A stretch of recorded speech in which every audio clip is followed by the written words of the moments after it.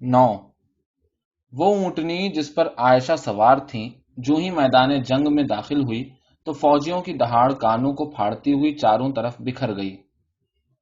وہ اس کو دیکھ کر جوش سے پاگل ہو رہے تھے۔ یہ ایک سرخ اونٹنی تھی جو صرف اور صرف سواری کے مقصد کے لیے سدھائی گئی تھی۔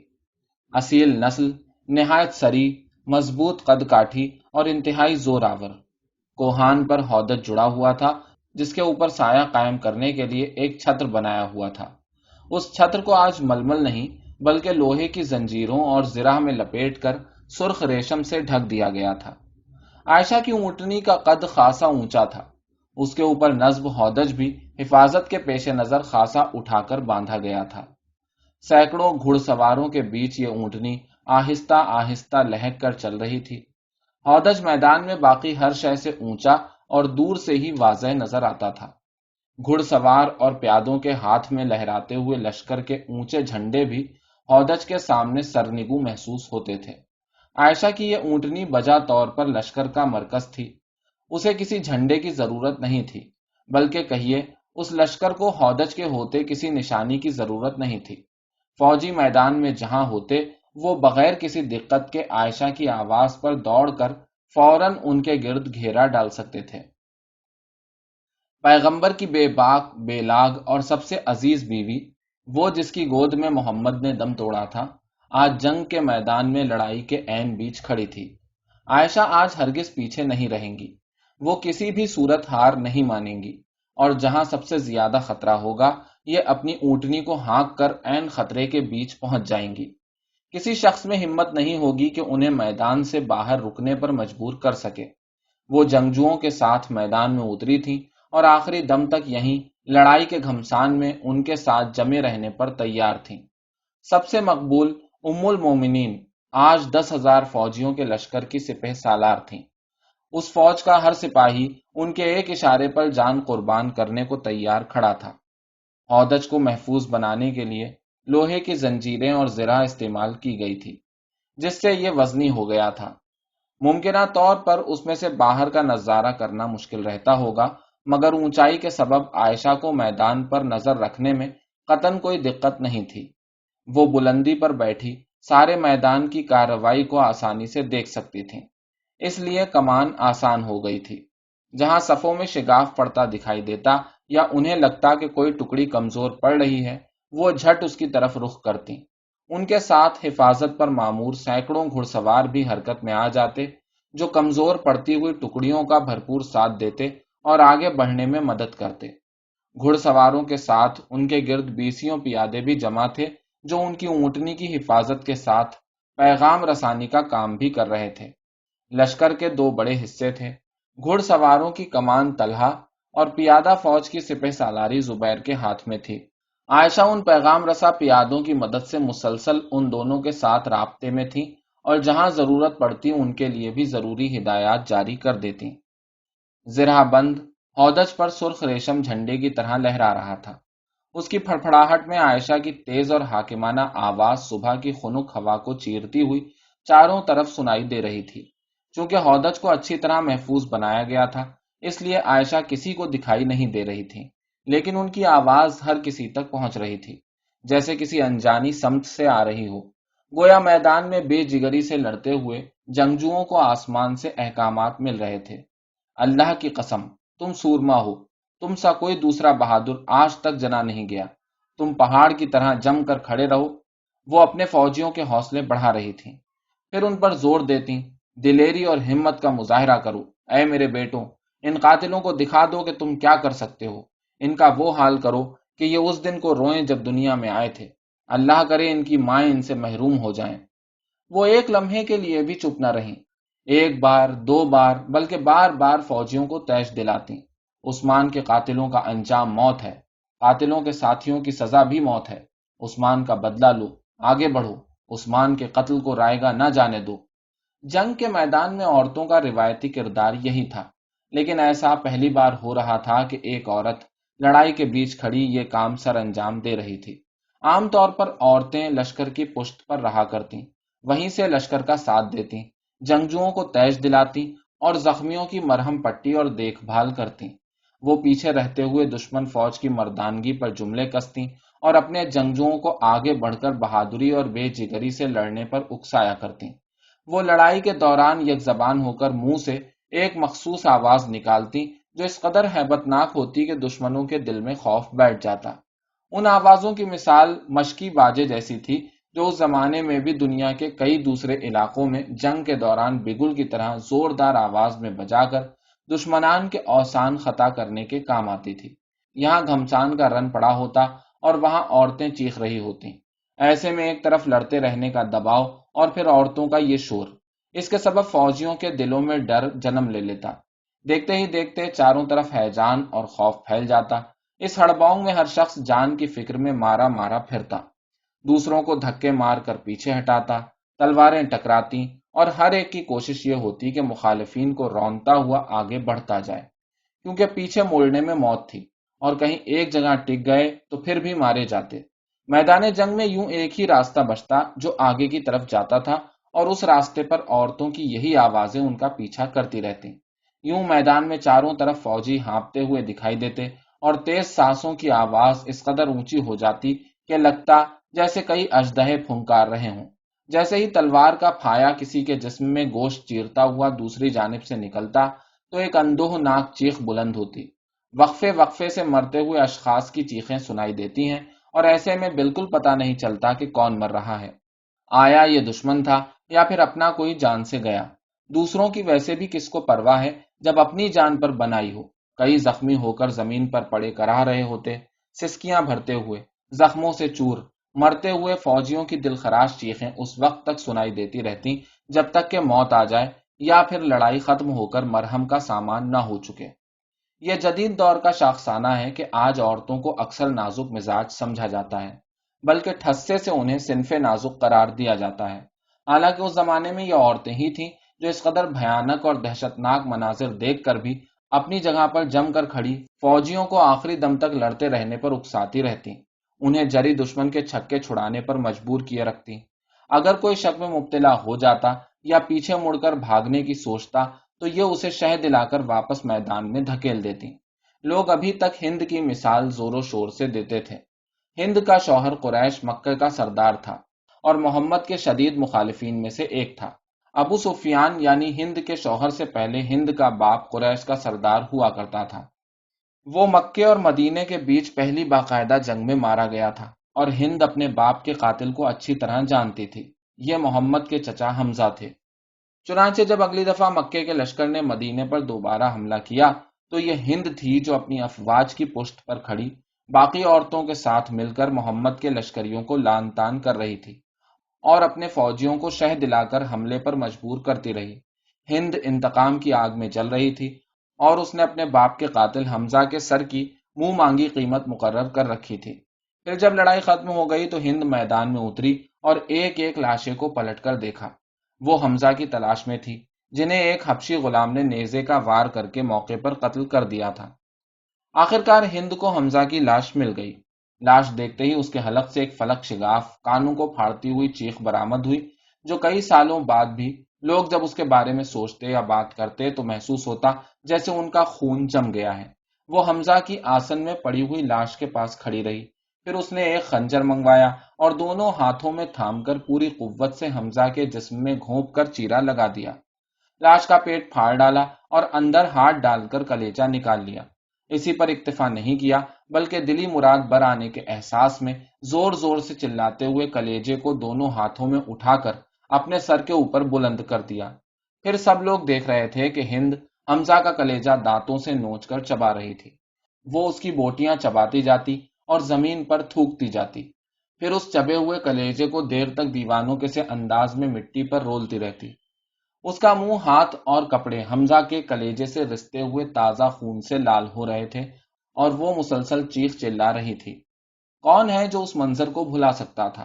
کلیجے سے نکلا گاڑھا خون اس کے منہ سے بہہ کر ٹھوڑی کے نیچے سے ٹپک رہا تھا۔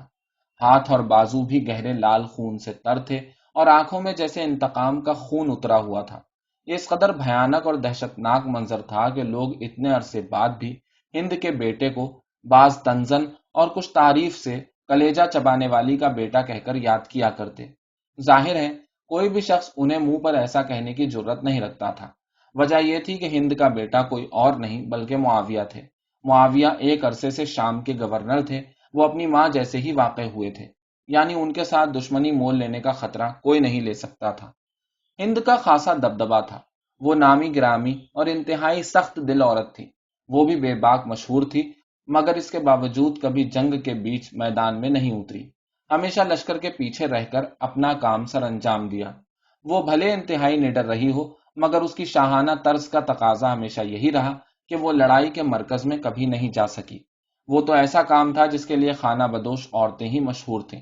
مثلا ایک عورت ام سلمہ تھی، یہ اپنے قبیلے کی سردار تھی اور اس نے ابو بکر کے دور میں لڑی جانے والی ارتداد کی جنگوں میں اپنے قبیلے کے خلاف جاری مہم میں سپہ سالاری کی تھی۔ شاعر ابھی تک اس کی ہمت اور حوصلے کے گن گاتے تھے۔ اس کی دلیری کو صحرا سے منسوب رومان سے جوڑ کر کئی گیت اور نظمیں لکھی جا چکی تھیں۔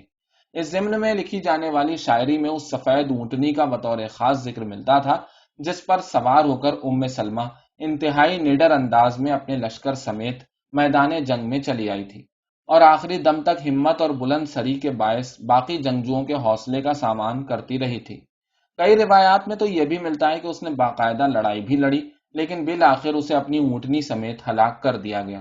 اس کے قبیلے کو اس لڑائی میں شکست کا سامنا کرنا پڑا تھا، اگرچہ ام سلمہ مسلمان نہیں تھی، یا کہیے ابو بکر کے مطابق وہ مرتد تھی، مگر جب عائشہ بصرہ شہر کے باہر اپنی سرخ اونٹنی پر سوار ہو کر میدان جنگ میں اتری تو یہ پہلی بار تھا کہ ایک مسلمان عورت سپہ سالار کی حیثیت سے لشکر کو لیے لڑائی لڑنے نکلی تھی۔ یہ اسلام میں کسی عورت کا جنگ میں سپہ سالاری کا پہلا اور آخری موقع ہوگا۔ اس وقت تک کسی بھی شخص کو عائشہ یا کہیے ایک عورت کی سپہ سالاری پر کوئی اعتراض نہیں تھا۔ کوئی شخص ان کے وہاں موجود ہونے پر انگلی نہیں اٹھا سکتا تھا، بلکہ ہر شخص ان کے وہاں اس حیثیت سے موجود ہونے کے حق کو اچھی طرح سمجھتا تھا۔ یہ تو بہت بعد کی بات ہے جب نقادوں نے عائشہ کے یوں پورے لشکر کی سپہ سالاری پر سوالات اٹھانے شروع کیے، بلکہ کسی بھی عورت کی جنگ میں ہی نہیں بلکہ کسی بھی سیاسی اور معاشی شعبے میں سربراہی پر اعتراضات لگا کر تقریباً اسے ناممکن بنا دیا۔ اس لڑائی کے بعد بچ جانے والے ایک شخص نے انتہائی تلخی سے کہا، ہم ایک ایسی عورت کے لیے جنگ لڑ رہے تھے جو اپنے تئیں سمجھ رہی تھی کہ جیسے وہ امیر المومنین ہے۔ ایک دوسرے شخص نے تو تضحیک کی حد کر دی، کہنے لگا، بجائے یہ کہ گھر میں بیٹھ کر کپڑوں پر بیل اور بوٹے کاٹتی، کشیدہ کاری سیکھتی، وہ گھوڑے پر سوار ہو کر صحرا پار کرنے نکل پڑی۔ خود کو اتنا صاف ہدف بنا لیا کہ ان کے بیٹوں کو تیر، نیزے اور تلواروں کے وار سہ کر دفاع کرنا پڑا۔ یہ کس قدر عجیب بات ہے کہ اگر اس روز عائشہ کی فوج میدان مار لیتی تو وہی الفاظ جو اب ان کو لعن طعن کے لیے استعمال کیے جا رہے تھے، ہم دیکھتے کہ کیسے ان کی بہادری، بے جگری اور سپہ سالاری کے گن گانے کے لیے استعمال ہو رہے ہوتے۔ یا اگر وہ ام سلمہ کی طرح میدان جنگ میں ماری جاتی تو پھر ان کے ساتھ پیش آنے والا واقعہ آج عظیم داستان بن کر امر ہو جاتا، اور یہی لوگ اس کو بار بار بیان کرتے نہ تھکتے۔ لیکن ظاہر ہے ایسا نہیں ہوگا۔ عائشہ اونٹنی پر سوار اونچائی سے میدان جنگ کا عجیب منظر دیکھ رہی ہوں گی۔ یہ اس قدر خوفناک اور دل دہلا دینے والا منظر رہا ہوگا کہ اس کی کوئی حد نہیں۔ جس چیز سے مسلمان ڈرتے آئے تھے، اب ان کی آنکھوں کے سامنے فلم کی طرح وہ چل رہا تھا۔ سخت جان اور جانے مانے جنگجوؤں نے بھی بعد میں قسم اٹھا کر بیان دیا کہ انہوں نے اپنی پوری زندگی میں اتنی بڑی تعداد میں کٹے ہوئے بازو اور ٹانگیں نہیں دیکھی۔ لڑائی صبح سویرے شروع ہوئی اور سہ پہر تک جاری رہی، اور جب یہ تمام ہوئی 3000 افراد ہلاک ہو چکے تھے۔ ان میں زیادہ تر کا تعلق عائشہ کے لشکر سے تھا۔ یہ سب منجھے ہوئے جنگجو تھے، 3000 مر چکے تھے یا مر رہے تھے۔ لڑائی میں بچ جانے والوں نے بعد ازاں میدان میں پیش آنے والے واقعات کی روداد لکھوائی ہے۔ ان کی کہانیاں پڑھیں تو یہ ویسی ہی ہیں جیسے کسی بھی افتاد میں بچ جانے والوں کی ہوا کرتی ہیں۔ بعض نے جنگ کے حالات کو انتہائی رومانوی انداز میں بیان کیا ہے، اس سے تحریک کا سامان پیدا کیا ہے۔ کچھ ایسے بیان ملتے ہیں کہ ان پر قدیم یونانی سورماؤں کی لازوال داستانوں کا گمان ہوتا ہے۔ یہ سورما آخر تک ڈٹ کر کھڑے رہے اور موت کی آنکھوں میں آنکھیں ڈالے نبرد آزما نظر آتے ہیں۔ مثلاً ایک جنگجو کے ساتھ یوں ہوا کہ جب کچھ ہاتھ نہ آیا تو وہ اپنی کٹی ہوئی ٹانگ اٹھا کر لڑتا رہا۔ ایک دشمن سپاہی نے تلوار کے وار سے اس کی ٹانگ دھڑ سے جدا کر دی، کیونکہ اس کے ہاتھ سے اپنی تلوار چھوٹ کر دور جا گری تھی اور وہ اس کے وار کو روک نہیں پایا تھا۔ اسے لگا کہ شاید اب اس کا کام تمام ہو گیا، مگر اسی وقت اس نے بے اختیار آگے بڑھ کر اپنی کٹی ہوئی ٹانگ اٹھا لی۔ اس سے پہلے کہ دشمن دوسرا وار کرتا، اس نے پھرتی کا مظاہرہ کرتے ہوئے ٹانگ اتنی زور سے گھمائی کہ وہ شخص جس نے یہ کاٹی تھی اس کی ضرب سے چکرا کر گر گیا۔ اس کا سر پتھر سے ٹکرایا اور وہ موقع پر ہلاک ہو گیا۔ ایک دوسرے جنگجو نے اسے اس حالت میں دیکھا کہ وہ کٹی ہوئی ٹانگ ہاتھ میں پکڑے میدان میں پڑا تھا اور خون بہ جانے کی زیادتی سے کمزور ہو کر گر پڑا تھا۔ اس کا سر مرے ہوئے دشمن جنگجو کے سینے پر ٹکا ہوا تھا۔ اس نے پوچھا، تمہارا یہ حال کس نے کیا؟ جواب میں وہ آنکھ مار کر مسکرایا اور بولا، میرے سر کی گدی نے۔ موت کے سامنے موزوری اور سرکشی کی یہ کہانیاں دنیا میں ہر جگہ بہتات میں مل جاتی ہیں۔ ان قصائص میں مرد ہاتھ اور ٹانگیں کٹ جانے کے بعد بھی بے جگری سے لڑتے ہوئے نظر آتے ہیں۔ وہ اپنے دلوں سے لڑتے ہیں، جگرے سے وار کرتے ہیں اور بدترین حالات میں بھی ناممکنات کے خلاف انتہائی بہادری سے نبرد آزما رہتے ہیں۔ وہ اپنے خون کے آخری قطرے تک لڑتے ہیں، ضرورت پڑے تو اپنے دانتوں سے تلواریں تھام کر وار کرتے ہیں، جیسے 25 سال بعد حسین کے سوتیلے بھائی عباس کے بارے میں بھی ایسے ہی واقعات مشہور ہو جائیں گے۔ آج عباس شیعت میں عظیم سورما مانے جاتے ہیں، لیکن ہم سب جانتے ہیں، اس میں کوئی دو رائے نہیں کہ یہ کہانیاں اصل نہیں ہوتی، بلکہ ان کا مقصد تو یہ ہوتا ہے کہ میدان جنگ میں اتر کر ہمت اور دیدہ دلیری سے لڑنے کی جرت کو عیاں کرنے کے لیے انہیں گڑھا جائے۔ ہر شخص جانتا ہے کہ ان داستانوں کا حاصل صرف اور صرف پیچھے رہ جانے والوں کے لیے دلیر پن کا سامان کرنا ہے۔ یہ جنگ کی دہشت اور اس سے منسوب خوف اور ہراس کو جنگجوؤں کے دلوں سے دور رکھنے کی کوشش ہوتی ہے۔ یہی وجہ ہے کہ جنگ جمل، جمل عربی کا لفظ ہے جس کے معنی اونٹنی ہے، کہ تقریباً کہانیوں میں دلیری اور مردانگی اتنی کثرت سے ملتی ہے کہ اس پر صاف صاف حماقت اور بے وقوفی کا گمان ہوتا ہے۔ یہ بہت عجیب بات ہے کہ ان قصوں کا بغور مطالعہ کریں تو اس جنگ کے پس منظر اسباب میں بکثرت پائی جانے والی حماقت اور بدحواسی اس جنگ کے بعد بیان کی گئی کہانیوں میں بھی اتنی ہی عام مل جاتی ہے۔ جنگ جمل کی ہر روایت اور ہر ایک راوی پر قدیم یونانی طائفے کا گماں ہوتا ہے، جو جنگوں کے دوران شدید نقصان اور المناک واقعات کو ایک ناٹک کی صورت بیان کرنے کے لیے مشہور ہیں۔ مگر بات یہ ہے کہ ایسا کیوں نہ ہو، ایسا ہونا قدرتی ہے۔ فتنہ اتنی بری چیز ہے کہ یہ روایات خانہ جنگی کی ناگوار انتہائی کڑواہٹ کو دور کرنے کا سامان بن جاتی ہیں۔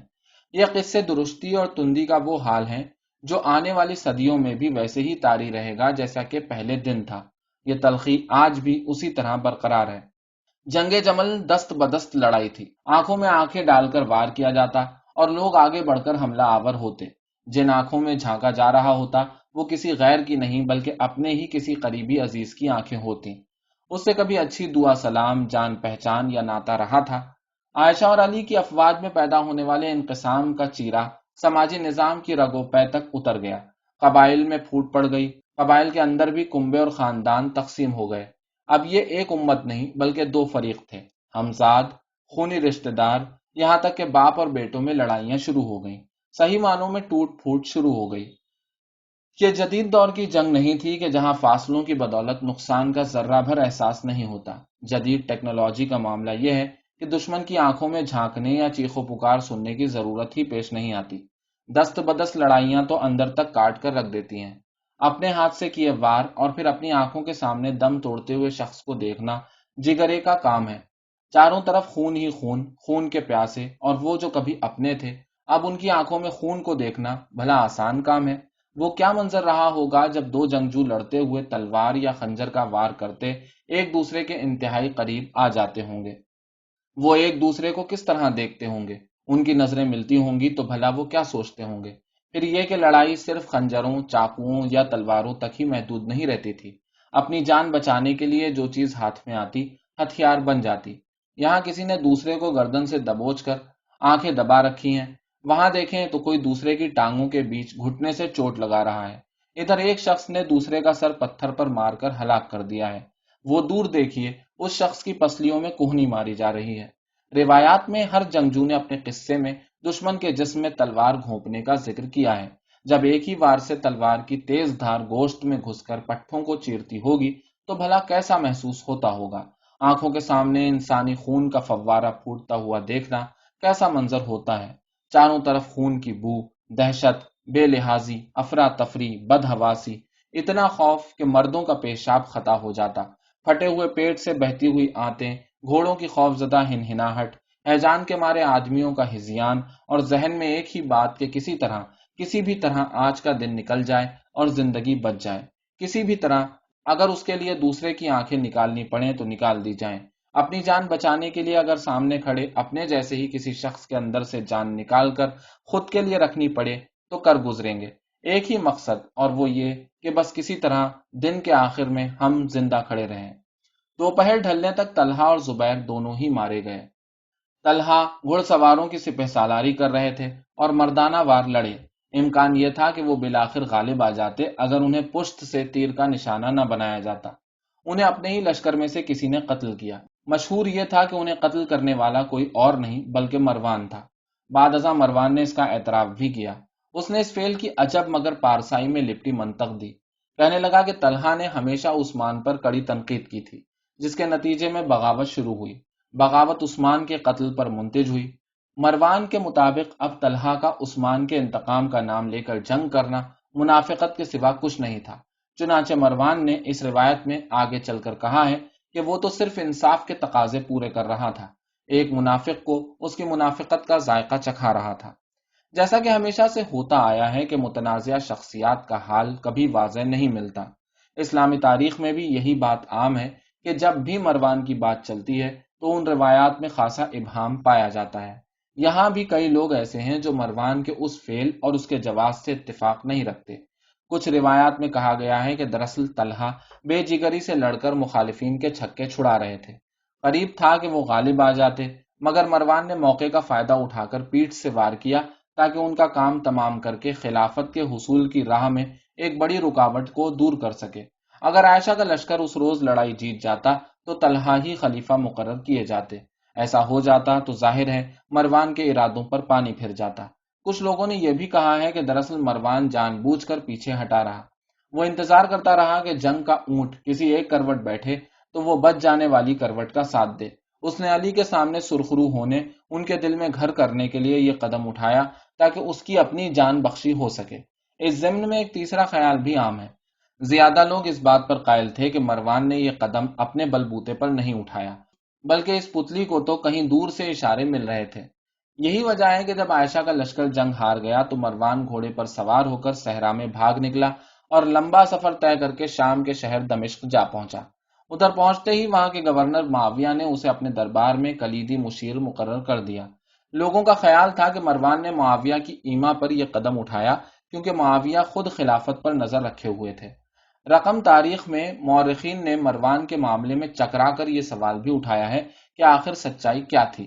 ظاہر ہے اس کا حتمی جواب تو نہیں دیا جا سکتا، لیکن بات یہ ہے کہ مروان کے افعال کی اصلیت جاننے کے لیے ہمیں مروان جیسا ہی شاطر اور پیشدار دماغ چاہیے، ورنہ اس کی چالیں سمجھنا ہمارے بس کی بات نہیں ہے۔ زبیر کی موت کا معاملہ بھی کچھ ایسے ہی دغا کا ہے۔ گو ان کے معاملے میں صاف پتہ نہیں چلتا کہ دھوکہ کس نے دیا۔ مشہور یہ تھا کہ جو ہی لڑائی شروع ہوئی زبیر نے میدان چھوڑ دیا اور تنے تنہا ہی مکہ کی طرف واپسی کی راہ لی۔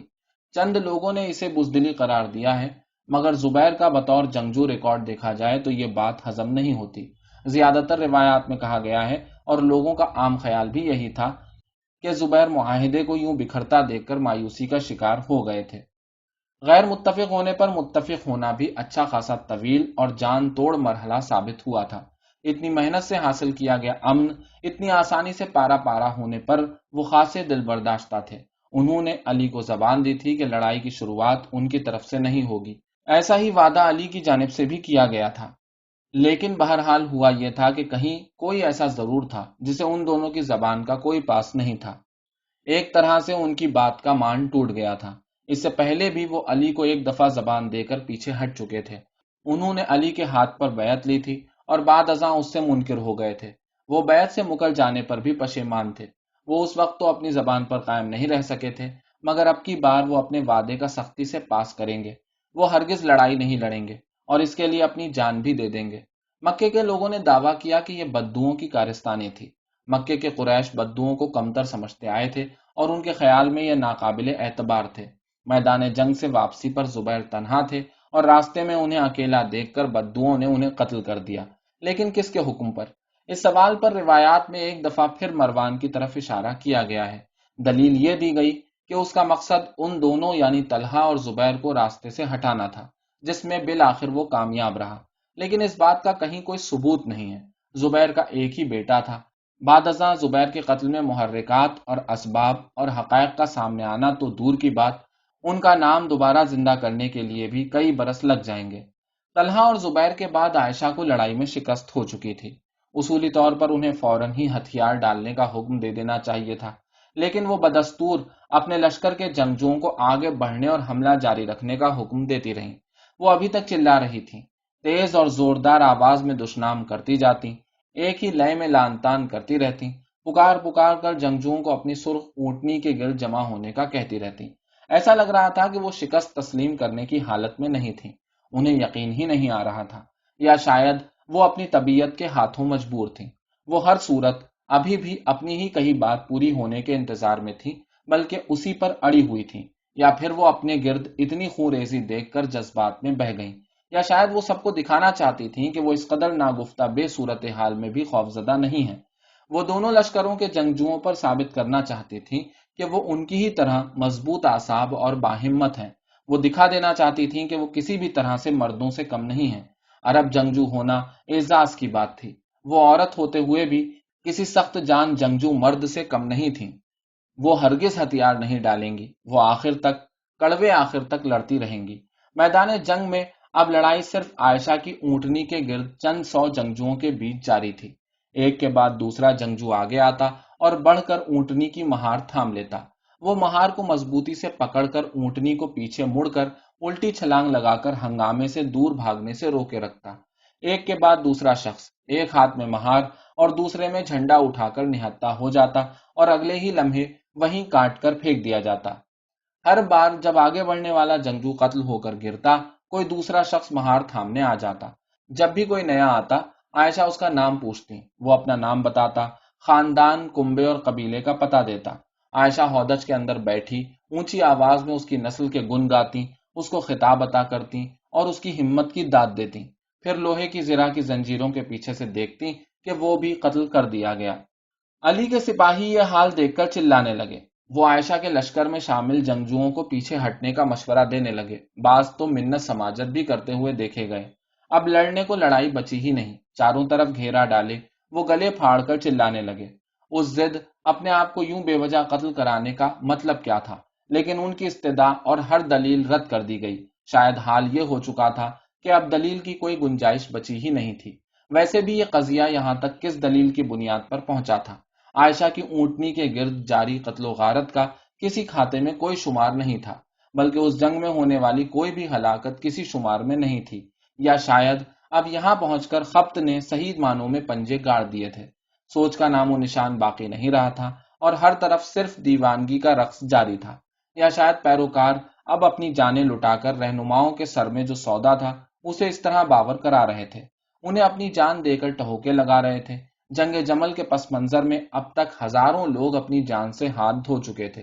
سب جانتے تھے کہ ان کی موت کے ذمہ داروں کا کبھی تعین نہیں کیا جائے گا، کوئی شخص ان کی موت کی ذمہ داری نہیں لے گا، لیکن اب اونٹنی کے گرد ہو رہی ہلاکتیں صرف عائشہ کے کھاتے میں ڈالی جا سکتی تھیں۔ تاریخ گواہ ہوتی کہ اگر پہلے ممکن نہیں تھا تو آج جنگ جمل کے دن سہ پہر کے بعد جاری یہ بے وجہ قتل و غارت لکھی جائے تو اس کا ذمہ دار صاف نظر آنا چاہیے۔ چنانچہ یہی ہوا۔ جنگ کے بعد کئی لوگوں نے صاف کہا کہ عائشہ خود کو ام المومنین کہلواتی ہیں، یہ کیسی ماں ہے جو اپنے بیٹوں کو یوں قتل کروا رہی تھی۔ ایک شاعر نے بعد ازاں لوگوں کے انہی جذبات کو یوں سمیٹا کہ اے ہماری ماں، یہ تو کیسی ماں ہے، ہم نہیں جانتے تھے کہ ایسی بے درد ماں بھی ہوتی ہے۔ ایک دوسری جگہ پر یہی بات آگے بڑھائی گئی ہے کہ کیا تم دیکھتی نہیں تھی کہ کس طرح بہادر آدمیوں پر چاروں طرف سے ضربیں لگیں، وار ہوئے، جب کوئی گرتا تو اس کے ہاتھ خالی ہوتے تھے، کلائیاں کٹ جاتی تھیں، اور ہر مرنے والا کیا ایسا نہیں کہ بے وجہ تنہا مر گیا؟ ایک قصہ گو نے لکھا ہے کہ ہماری ماں ہمیں موت کے کنویں پر پانی پلانے لے آئی، ہم بھی اس وقت تک یہ جان لیوا پانی پیتے رہے جب تک ہماری پیاس نہیں بجھ گئی۔ ہم نے جب جب اس کے حکم کی تعمیل کی ہمارے ہوش غارت ہو گئے، جب بھی ہم نے اس کا ساتھ دیا سوائے دکھ اور درد کے کچھ ہاتھ نہیں آیا۔ اس اونٹنی کی مہار تھامے رکھنے کی کوشش میں قریباً 70 آدمی کاٹ کر پھینک دیے گئے۔ اونٹنی کے گرد ان کے مردہ جسموں کا ڈھیر لگ گیا۔ اگر یہ دلخراش منظر دیکھ کر عائشہ پر خوف طاری ہوا تھا تو انہوں نے کسی کو اس کا قطن پتہ نہیں چلنے دیا۔ اگر اس وقت انہیں خود اپنی زندگی کا خوف تھا تو اس مشکل کا بھی انہوں نے کانو کان کسی کو خبر نہیں لگنے دی۔ وہ یقیناً ہودج پر برستے ہوئے تیروں کو سن سکتی تھی۔ ایک جنگجو نے روایت کر رکھا ہے کہ ہودج کی زرہ میں اتنے تیر پیوست ہو گئے تھے کہ اس پر سیاہ کا گمان ہونے لگا۔ سیاہ ایک جانور ہوتا ہے جسے خارے پشت یا کانٹے دار جانور بھی کہا جاتا ہے۔ کیا عائشہ کی بے خوفی کی وجہ ہودج پر دفاع کا بہترین انتظام تھا؟ کیا زنجیروں کی موٹی تہوں تلے زرہ بند ہودج کے پیچھے موت پھنکارتی ہوئی سنائی نہیں دیتی تھی؟ کیا وہ آہنی دیواروں کے سبب لوگوں کی مصیبت اور تکلیف دیکھنے سے قاصر تھیں؟ کیا وہ گونگی اور بہری ہو چکی تھیں؟ یا کیا وہ اپنے نظریات کے لیے مرنے کے لیے ذہنی طور پر تیار بیٹھی تھیں؟ لیکن پھر وہی بات ہے کہ جس عائشہ کو آپ نے جنگ لڑتے ہوئے دیکھا، وہ عائشہ حقائق نہیں بلکہ سیاست اور اپنے طے کردہ نظریے پر ہر قیمت نتائج کی پرواہ کیے بغیر چلتے رہنے کی عادی تھی۔ کون جانتا ہے کہ مزید کتنے آدمی اونٹنی کی مہار تھامے رکھنے کے چکر میں اپنی جان سے ہار جاتے، کٹ کر گرا دیے جاتے، اگر علی آگے بڑھ کر دخل اندازی نہ کرتے، اس خواہ کے پاگل پن قتل عام کو نہ روکتے۔ وہ دیکھ سکتے تھے کہ ہتھیار ڈالنے کا تقاضا اور دلیل بے سود ہے۔ عائشہ کا تو معاملہ ایک طرف رہا، ان کے پیروکار بھی اپنی سدھ بت کھو چکے تھے اور کسی حجت کو ماننے سے انکاری تھے۔ یہ بھی صاف تھا کہ اگر یہ معاملہ یوں ہی چلتا رہا تو جلد ہی عائشہ بھی قتل کر دی جائیں گی۔ عائشہ کا اس میدان میں علی کی افواج کے ہاتھوں قتل علی کو کسی بھی صورت قبول نہیں تھا۔ یہ انت ہوتا، وہ کسی بھی صورت میں اس کی اجازت نہیں دے سکتے تھے، بلکہ وہ بعد میں اس فعل کا کسی صورت دفاع نہ کر پاتے۔ عائشہ کی یہاں موت خود ان کی اپنی موت ثابت ہوتی۔ اس کی کئی وجوہات ہو سکتی ہیں، مگر بڑی وجہ یہ تھی کہ چاہے کچھ بھی ہو جائے، عائشہ بدستور ام المومنین تھیں، ان کا ایک رتبہ اور مقام تھا۔ اونٹنی کی نس کاٹ دو، علی چلائے، اگر اس کی ران میں بڑی نس کٹ جائے تو یہ اپنے پیروں پر کھڑی نہیں رہ سکتی، گر جائے گی۔ انہیں منتشر کرنے کا یہی ایک طریقہ ہے۔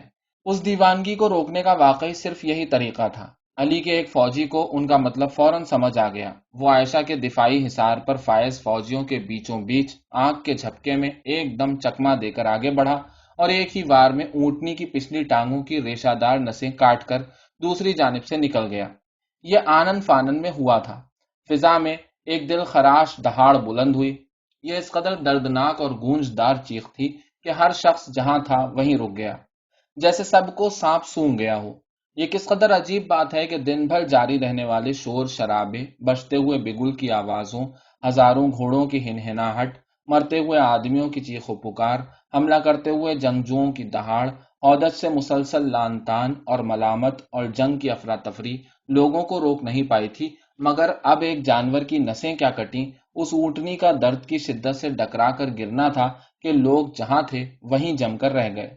میں نے اپنی زندگی میں کبھی اتنی اونچی آواز میں کسی اونٹ کو یوں چیختے، درد سے بے حال ہو کر چکراتے ہوئے نہیں دیکھا۔ ایک جنگجو اس وقت کا حال بیان کرنے لگا تو گویا اسے جھلجھلی آ گئی۔ شاید اس اثر کی وجہ یہ تھی کہ جب اونٹنی کا چیخنا، چلانا، درد سے ڈکرانا بند ہوا تو اس کے بعد چاروں طرف ایک دم سناٹا چھا گیا تھا۔ دن بھر کے شور شرابے اور ہنگامے کے بعد یہ خاموشی جیسے ہر شخص کے اندر سیپ کر گئی۔ علی کے آدمی عائشہ کے لشکر کے باقی ماندہ لوگوں کے شانہ بشانہ کھڑے اونٹنی کو کافی دیر تک پہلے لڑکھڑاتے اور پھر ایک دم زمین پر گرتے ہوئے چپ چاپ دیکھتے رہے۔ اونٹنی دھڑام سے زمین بوس ہوئی تو انہیں بھی ایک دم ہوش آ گیا، گویا کسی نے جھنجھوڑ کر جگا دیا ہو۔ وہ دوڑ کر آگے بڑھے اور ہودج کو تھامنے والی رسیاں کاٹ کر اسے الگ کیا۔ عائشہ بدستور اندر ہی رہیں۔ ہودج کو اسی حالت میں اٹھا کر سیدھا زمین پر ٹکا دیا۔ اندر مکمل خاموشی تھی، جیسے اونٹنی سے گرتے ہی انہیں بھی اچانک حقیقت کا ادراک ہو گیا ہو، جیسے باقی لوگوں کی طرح وہ بھی ابھی ابھی ہوش میں آئی ہوں۔ ہودج کے اندر سکوت اتنا ہی شل کر دینے والا تھا جتنا کہ دن بھر اس کے اندر سے ابھرنے والا شور رہا تھا۔ بالآخر ام المومنین کو قابو کر لیا گیا تھا، لیکن اب سمجھ نہیں آ رہی تھی کہ آگے کیا کریں۔ کسی شخص میں ہمت نہیں تھی کہ بڑھ کر ہودج کے اندر جھانکے یا عائشہ کو ہاتھ لگانے کی کوشش کرے۔ یہ دیکھ کر علی نے محمد بن ابو بکر یعنی اپنے لے پالک بیٹے اور عائشہ کے سوتیلے بھائی کو آگے بڑھنے کا حکم دیا۔ وہ لوگوں کے ہجوم میں سے راستہ بناتے ہوئے آگے بڑھا اور ہودج کو اوپر اٹھایا، پھر لوہے کی زرہ کے پردے کو ہٹایا اور پوچھنے لگا، کیا آپ ٹھیک ہیں؟ میرے جسم میں ایک تیر پیوست ہو گیا ہے، عائشہ نے سرگوشی میں جواب دیا۔ ان کے بازو میں کاندھے کے قریب واقعی ایک تیر گوشت میں پیوست تھا۔ اودج کی زرہ میں سے صرف ایک ہی تیر پار ہو سکا اور یہی تیر عائشہ کو زخمی کر گیا۔ عائشہ کے سوتیلے بھائی نے آگے بڑھ کر تیر کو پکڑا اور ایک ہی دفعہ میں کھینچ کر باہر نکال لیا۔ یقیناً عائشہ درد سے بے حال ہو گئی ہوں گی، مگر انہوں نے منہ سے ایک آہ بھی نہیں نکلنے دی۔ شکست کھا کر بھی عائشہ کی طبیعت اور انا انہیں کسی طرح بھی کمزور ظاہر کرنے پر مجبور نہ کر سکی۔ ہودج کے اندر ہی سے عائشہ نے اگرچہ جنگ تو نہیں مگر اس لڑائی میں شکست مان لی۔ وہ اونچی آواز میں گویا ہوئیں، اے علی، ابو طالب کے بیٹے، تمہیں فتح مل گئی ہے۔ تم نے اپنی فوجوں کو خوب لڑایا اور وہ اس امتحان میں کامیاب رہے۔ اب تمہیں چاہیے کہ صلہ رحمی کرو۔ اے ماں، اللہ تمہیں معاف کرے، علی نے جواب دیا، اور تمہیں بھی، عائشہ نے جیسے زو مانی انداز میں کہا۔ علی نے ان کے اس طرح جواب کو یکسر نظر انداز کر دیا۔ جیسا کہ عائشہ نے کہا تھا، صلہ رحمی کا ہی سلوک کیا گیا۔ علی نے اپنے لے پالک بیٹے کو حکم دیا کہ وہ عائشہ کو اپنی حفاظت میں بصرہ پہنچائے، ان کے زخموں کا علاج کیا جائے اور ان کے ساتھ ہر طور عزت اور احترام کا سلوک کیا جائے۔ جب علی نے یہ حکم جاری کر دیا تب جا کر عائشہ ہودج سے باہر نکلی اور گھوڑے پر سوار ہو کر میدان سے لے جائی گئیں۔ کیا وہ اب اس سارے واقعے پر پشیمان تھی؟ کیونکہ وہ کہے جاتی، اے اللہ، کاش میں اس دن کو دیکھنے سے 2 دہائیاں پہلے مر جاتی۔ یہ کبھی نہ معلوم ہو سکا کہ وہ شکست کی وجہ سے ایسا کہہ رہی تھی یا انہیں اپنے اقوال و افعال پر واقعی پشیمانی تھی، یا کیا وہ اپنی کمان میں مرنے والے ہزاروں جنگجوؤں کے نقصان پر افسردہ تھیں۔ علی میدان میں ہی رکے رہے۔ جوں جوں شام کے سائے گہرے ہوتے گئے، علی لاشوں سے بھرے میدان میں پیدل چلتے رہے۔ جیسے جیسے آگے بڑھ رہے تھے وہ بھی یہی بات کہتے جاتے جو کچھ دیر پہلے عائشہ کہتی ہوئی رخصت ہوئی تھی، اے اللہ، یہ دن دیکھنے سے 2 دہائیاں پہلے ہی میں مر کیوں نہیں گیا۔ وہ بھی واضح طور پر میدان کا حال دیکھ کر سخت مایوس اور افسردہ تھے۔ چنانچہ رات گئے تک میدان میں یوں ہی پیدل پھرتے رہے۔ ان کے لشکر کے فوجیوں نے دیکھا کہ وہ ہر لاشے پر جا کر کھڑے ہو جاتے، کچھ دیر کے لیے ٹھہرتے اور مرنے والے کے حق میں مغفرت کی دعا کرتے۔ وہ ہر لاشے، اپنی اور عائشہ کی فوج، دونوں کے جنگجوؤں کی لاشوں پر فاتحہ پڑھتے جاتے۔ مرنے والوں میں کئی ایسے تھے جنہیں علی ذاتی طور پر جانتے تھے۔ علی ان کی لاشوں پر کھڑے ہو کر ان کی بہادری کا ذکر کرتے اور ان کی موت پر دکھ کا اظہار کرتے۔ وہ اس منظر کو دیکھ دیکھ کر کوڑ رہے تھے۔ مسلمانوں کی اتنی لاشیں دیکھ کر وہ خود کو قابو نہیں کر پا رہے تھے۔ مسلمانوں نے دوسرے مسلمانوں کو قتل کیا تھا۔ وہ میدان جنگ کے اس ہولناک منظر کو دیکھ کر بولے، آج میرے زخم تو مندمل ہو گئے۔ وہ رونے لگے، مگر افسوس، میں نے ہی اپنے لوگوں کا خون کر دیا۔ علی اگلے 3 دن تک یہیں قیام کریں گے۔ اپنے تئیں وہ تلافی کرنے کی کوشش میں جت جائیں گے، مگر یہ گھاؤ اس قدر گہرا ہوگا کہ پھر کبھی بھرنے میں نہیں آئے گا۔ جنگی قیدیوں اور زخمیوں کو زخم پہنچانے یا قتل کرنے سے روک دیا گیا۔ اعلان کیا گیا کہ یہ مرتد نہیں بلکہ نیکوکار مسلمان ہیں، ان کے ساتھ انتہائی عزت اور احترام کا سلوک کیا جائے۔ وہ جو میدان چھوڑ کر بھاگ گئے ان کا پیچھا نہ کیا جائے۔ وعدہ کیا گیا کہ تمام قیدیوں کو علی کے ہاتھ پر بیعت کرنے کے بعد رہا کر دیا جائے گا۔ میدان سے اکٹھا ہونے والا مال غنیمت، تلواریں، خنجر، زیورات اور سامان واپس لوٹانے کا حکم بھی ہوا۔ علی نے اپنی فوج کے جنگجوؤں کو ازالے اور لوٹا دیے جانے والے مال غنیمت کے عوض بصرہ کے مال خانے سے ادائیگی کرنے کے احکامات جاری کیے۔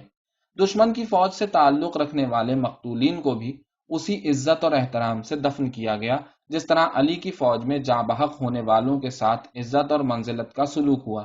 سینکڑوں کی تعداد میں کٹے ہوئے ہاتھ، بازو اور ٹانگیں ایک ہی جگہ پر جمع کر کے ایک اجتماعی قبر کھود لی گئی اور یہ سب اس میں دبا دیا گیا۔ جب یہ سب ہو چکا، یعنی مرنے والے آخری فوجی کی لاش بھی احترام کے ساتھ دفن ہو چکی، تو علی نے میدان سے کوچ کیا اور بصرہ جا پہنچے۔ یہاں انہوں نے پورے شہر کے سامنے خلیفہ کی حیثیت سے دوبارہ حلف لیا اور لوگوں نے قطاریں بنا کر پھر سے ان کے ہاتھ پر بیعت کی۔ علی نے لڑائی کے بعد پوری کوشش کی تھی کہ کسی نہ کسی طرح تصفیہ کو ممکن بنایا جائے۔ چنانچہ انہوں نے شکست خوردہ لشکر کے ساتھ احسن سلوک جاری رکھنے کی تاکید کی تاکہ تلخی کم کی جا سکے۔ جہاں باقیوں کے ساتھ صلہ رحمی برتی گئی، علی عائشہ کے ساتھ کہیں بڑھ کر نرمی کے ساتھ پیش آئیں گے۔ عائشہ ہی اس لشکر کو میدان تک لائی تھی، مگر اب ان کے ساتھ سختی برتنا یا خام خواہ کسر شان کرنے کا مطلب یہ تھا کہ وہ اپنے آپ کو شرمندہ کرتے پھرتے۔ اس سے کہیں بڑھ کر یہ اسلام کی بے عزتی تھی۔ چنانچہ علی نے اس موقع پر ایک دفعہ پھر سے انتقام کی بجائے اتحاد اور یگانگت کا راستہ چنا۔ جب عائشہ کے بازو میں آنے والا زخم مندمل ہو گیا تو علی نے محمد بن ابو بکر کو ذمہ داری سونپی کہ وہ اپنی حفاظت میں انہیں واپس مدینہ لے جائیں۔ ان کے سفر کو یقینی بنایا گیا کہ بصرہ سے چند عورتیں بھی ان کے ہمراہ رہیں تاکہ راستے میں ان کی ضروریات کا پوری طرح خیال رکھا جا سکے۔ پھر جب ان کا قافلہ روانگی کے لیے تیار تھا، عائشہ نے علی کی طرف سے برتی جانے والی مہربانی اور تواضع کا اعتراف کیا، یا کہیے کم از کم انہیں اس کا پوری طرح سے ادراک ہو چکا تھا۔ میرے بیٹوں، عائشہ نے رخصت ہونے سے پہلے بصرہ کے لوگوں سے مخاطب ہو کر کہا، یہ درست ہے کہ ہم میں سے اکثر ایک دوسرے کے ناقدین میں شامل ہیں، لیکن خدا را آج کے بعد کبھی اپنے دل میں دوسروں کے لیے کدورت اور بخل کو جگہ نہ دینا۔ اللہ کی قسم، میرے اور علی کے بیچ اس سے زیادہ کبھی کوئی چپقلش نہیں رہی جتنی کہ ایک عورت اور اس کے سسرالیوں کے بیچ عام ہوتی ہے۔ ماضی میں نے جو کچھ بھی کہا، اس کے باوجود علی نے اپنے آپ کو ایک بہترین اور اعلیٰ ظرف مرد ثابت کیا۔ عائشہ کی طبیعت اور انہیں قریبی جان پہچان والے لوگ اچھی طرح جانتے تھے کہ وہ کسی دوسرے شخص بالخصوص علی کی جانب سے برتی جانے والی عنایت اور رعایت پر اعترافی تقریر میں اسی حد تک جا سکتی تھیں۔ ان کے لہجے میں مسکینی اور عاجزی جھلک رہی تھی۔ یہی بہت تھا کہ انہیں اب جا کر ادراک ہو گیا تھا، یا بجا طور پر کہا جا سکتا ہے کہ وہ اگر کچھ بھی نہ کہتی تو بھی سچائی صاف صاف نظر آ رہی تھی۔ مگر یہ کس قدر عجیب بات ہے کہ عائشہ نے ایک وسیع اور طاقتور سلطنت کے امور کو گھریلو جھگڑوں میں خلط ملط کر دیا تھا۔ انفرادی سطح پر رنجشوں کا اجتماعی پیمانے پر خمیازہ اتنا بڑا تھا کہ سوچ دنگ رہ جاتی ہے۔ سلطنت کو بے تحاشا نقصان اٹھانا پڑا اور ہزاروں کی تعداد میں امتی اپنی جان سے گئے۔ عائشہ کا یہ بیان ایک طرح سے علی کو بطور خلیفہ ماننے کا بھی اندیا تھا۔ انہوں نے خود اپنی زبان سے اس کا کبھی صاف اظہار تو نہیں کیا، اور نہ ہی انہوں نے باقاعدہ رسمی طور پر علی کے ہاتھ پر بیعت کی، لیکن علی اچھی طرح جانتے تھے کہ وہ زیادہ سے زیادہ یہی کر سکتی ہیں۔ عائشہ کی طبیعت ایسی تھی کہ وہ چاہتے ہوئے بھی شاید ایسا کبھی نہ کر سکتی۔ ویسے بھی اس بات پر زور دے کر یا زبردستی ان کو منوانے میں کچھ نہیں رکھا تھا۔ اس سے پہلے بھی اور اب بھی اگر بات بڑھائی تو اس کے نتائج کبھی اچھے نہیں نکلے تھے۔ اللہ کی قسم، اے مسلمانوں، علی نے عائشہ کی تقریر کے جواب میں کہا، عائشہ نے سچ کہا اور سچ کے سوا کچھ نہیں کہا۔